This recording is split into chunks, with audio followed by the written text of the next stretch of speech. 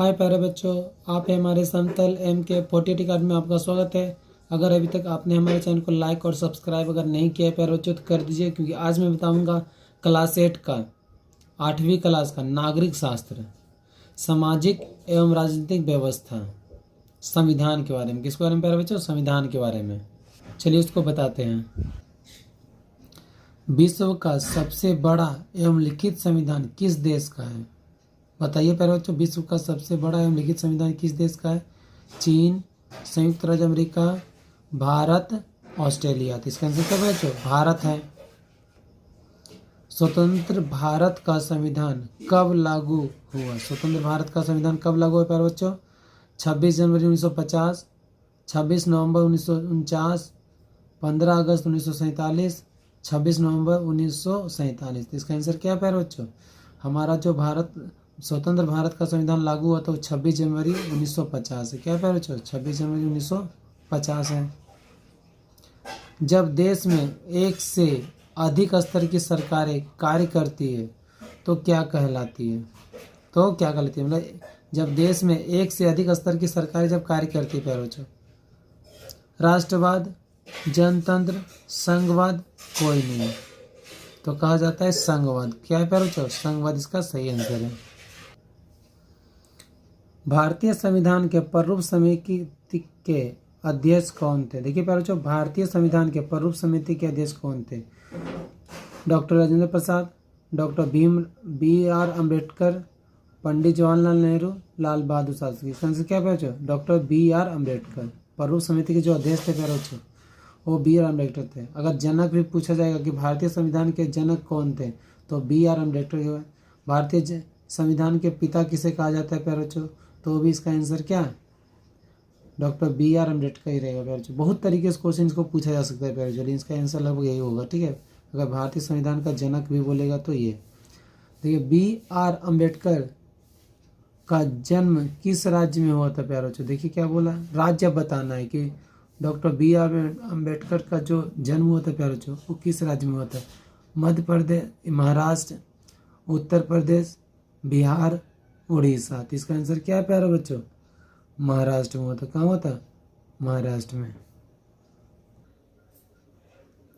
संघ सूची में राष्ट्रीय महत्व के विषय होते हैं, इन विषयों पर कानून कौन बनाता है? देखिए प्यारे बच्चों, संघ सूची में राष्ट्रीय महत्व के विषय होते हैं। राष्ट्रीय मतलब नेशनल मुद्दा और जो भी नियम कानून का बनाने का जो अधिकार जो होता है प्यारे बच्चों वो किस सरकार को होता है? ठीक है, राज्य सरकार, केंद्र सरकार, संयुक्त राष्ट्र संघ या केंद्र शासित प्रदेश। तो कहा जाता है केंद्र सरकार, क्योंकि कहा जाता है इसका जो शासन जो व्यवस्था होता है जो पूरे राज्य में को छोड़ क्या पूरे देश में इसका क्या लागू होता है कानून जब ये बनाता था संघ सूची में। ठीक है, जो नेशनल मुद्दा होता है, जो राष्ट्रीय महत्व से संबंधित मुद्दे जो लिए जाते हैं वो केंद्र सरकार द्वारा कानून बनाए जाते हैं प्यारे बच्चों।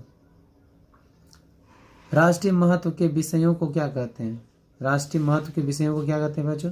संघ सूची, राज्य सूची, संवर्ती सूची या विषय सूची। तो कहा जाता है संघ सूची, क्योंकि राष्ट्रीय महत्व से संबंधित जो भी विषय को चुना जाता है उसको कहा जाता है संघ सूची। क्या कहा जाता है बच्चों? संघ सूची। राज्यों से संबंधित विषयों को क्या कहा जाता है? जो राज्य से संबंधित होता है उस विषय को क्या कहते हैं बच्चों? संघ सूची, राज्य सूची, संवर्ती सूची और विषय सूची। तो कहा जाता है राज्य सूची, जो केवल राज्य से संबंधित होता है प्यारे बच्चों। ठीक है, संवर्ती सूची मतलब दो राज्य के बीच का जो मुद्दा होता है, जिसमें मान लो कि एक राज्य और दूसरा राज्य के बीच में जो बातें चलती है या मुद्दे होते हैं या मामले होते हैं जो दोनों शामिल होता है, जैसे एजुकेशन हो गया प्यारे बच्चों। अतिरिक्त विषयों से संबंधित सूची को क्या कहते हैं? अतिरिक्त विषयों से संबंधित सूची को क्या कहते हैं प्यारे बच्चों? संघ सूची, राज्य सूची, संवर्ती सूची या विषय सूची। इसका आंसर क्या? संवर्ती सूची। क्या है? अतिरिक्त विषय में जो शामिल होता है सूची उसको संवर्ती सूची कहते हैं। शिक्षा किस सूची का विषय? अब देखिए, शिक्षा को किस सूची में रखा गया प्यारे बच्चों? संवर्ती सूची, संघीय सूची, राज्य सूची या कोई नहीं। तो कहा जाता है संवर्ती सूची। क्या होता है प्यारे बच्चों? संवर्ती सूची का विषय है। केंद्र स्तर पर कार्यपालिका का संवैधानिक अध्यक्ष कौन होता है? देखिए, केंद्र स्तर पर कार्यपालिका मतलब जो कार्य जो करता है प्यारे बच्चों वो राष्ट्रपति, उपराष्ट्रपति, प्रधानमंत्री या मुख्य न्यायाधीश। तो इसका आंसर कौन है प्यारे बच्चों? राष्ट्रपति होता है संवैधानिक अध्यक्ष जो होता है। केंद्र स्तर पर कार्यपालिका की वास्तविक शक्ति किसके हाथ में होती है? केंद्र स्तर पर मतलब केंद्र यानी सेंट्रल लेवल पे जो कार्यपालिका जो वास्तविक शक्ति जो होती है किसके हाथ में होती है बच्चों? उपराष्ट्रपति, प्रधानमंत्री, मंत्रिपरिषद या संसद? तो कहा जाता है मंत्रिपरिषद। किसके पास होता है बच्चों? मंत्रिपरिषद के पास। मंत्रिपरिषद का अध्यक्ष कौन होता है? देखिए पहले बच्चों, मंत्री परिषद का अध्यक्ष कौन होता है? गृह मंत्री, प्रधानमंत्री, रक्षा मंत्री, विदेश मंत्री? कहा जाता है प्रधानमंत्री। मंत्री परिषद का अध्यक्ष कौन होता है? पहले बच्चों प्रधानमंत्री होता है। लोकसभा में बहुमत प्राप्त दल का नेता कौन होता है? लोकसभा में बहुमत दल का नेता कौन होता है? बहुमत प्राप्त लोकसभा अध्यक्ष, राष्ट्रपति, प्रधानमंत्री, उपराष्ट्रपति? तो कहा जाता है प्रधानमंत्री। कि बहुमत किसको मिलता है? बच्चों प्रधानमंत्री को मिलता है। किसको मिलता है? प्रधानमंत्री को बनता है। तो वही क्या होता है? बहुमत दल का नेता होता है बच्चों प्रधानमंत्री। मंत्री परिषद किसके प्रति उत्तरदायी होता है? जो मंत्री परिषद जो होता है प्यारे बच्चों वो किसके प्रति उत्तरदायी, किसको जवाबदेही होता है? राज्यसभा, राष्ट्रपति, प्रधानमंत्री, लोकसभा? तो कहा जाता है किसका? लोकसभा। कि मंत्री परिषद किसके प्रति उत्तरदायी होता है प्यारे बच्चों? लोकसभा के प्रति होता है। किसके प्रति होता है? लोकसभा के प्रति। संविधान के किस भाग में मौलिक अधिकारों का वर्णन किया गया प्यारे बच्चों? देखिए संविधान के किस भाग में, आपको बताना संविधान के किस भाग में मौलिक अधिकारों का वर्णन एक्सप्लेनेशन दिया गया है प्यारे बच्चों? भाग 3 में अनुच्छेद 12 से 30 तक एवं 32 से 35 तक। भाग 5 में अनुच्छेद 22 से 35 तक। भाग 13 में अनुच्छेद 10 तक। भाग 18 अनुच्छेद 11 तक। तो देखिए प्यारे बच्चों इसका जो आंसर है भाग 3 में अनुच्छेद 12 से 30 तक, 12 से 30 तक एवं 32 से 35 तक, 32 से 35 तक है प्यारे बच्चों, इसका यही से आंसर है। संविधान के किस भाग में मौलिक अधिकारों का वर्णन किया गया है प्यारे बच्चों? भाग 3 में अनुच्छेद 12 से 30 तक एवं 32 से 35 तक, यही इसका क्या प्यारे बच्चों आंसर है। वर्तमान में भारतीय संविधान द्वारा नागरिकों को कितने मौलिक अधिकार दिए गए प्यारे बच्चों? वर्तमान में भारतीय संविधान को कितने मौलिक अधिकार दिए? कितने मौलिक अधिकार दिए गए प्यारे बच्चों? 5, 6, 7, 8। तो इसका आंसर क्या प्यारे बच्चों? 6 है। मौलिक अधिकार कितना है? 6 है। किस संविधान संशोधन द्वारा संपत्ति के अधिकार को मौलिक अधिकार की श्रेणी से हटा दिए गए? मौलिक अधिकार 30वें संशोधन, 42वें संशोधन, 44वें संशोधन या 42वें संशोधन? तो इसका आंसर क्या बच्चों? 44वें संशोधन से क्या इसको मौलिक अधिकार से इसको हटा दिया, संपत्ति के अधिकार को मौलिक अधिकार से हटा दिया गया बच्चों। अभिव्यक्ति की आज़ादी किस प्रकार का मौलिक अधिकार है? अभिव्यक्ति की आज़ादी, समानता का अधिकार, धार्मिक अधिकार, स्वतंत्रता का अधिकार, न्यायिक अधिकार? तो इसका आंसर क्या बच्चों? स्वतंत्रता का अधिकार। भारतीय संविधान द्वारा नागरिकों को कितने मौलिक कर्तव्य दिए गए हैं? कितने मौलिक कर्तव्य दिए गए बच्चों? कितने मौलिक कर्तव्य? 10, 11, 8।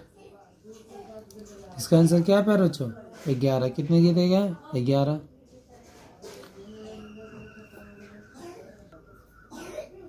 किसी व्यक्ति को उसके जन्म से मिलने वाले अधिकार क्या कहलाते हैं?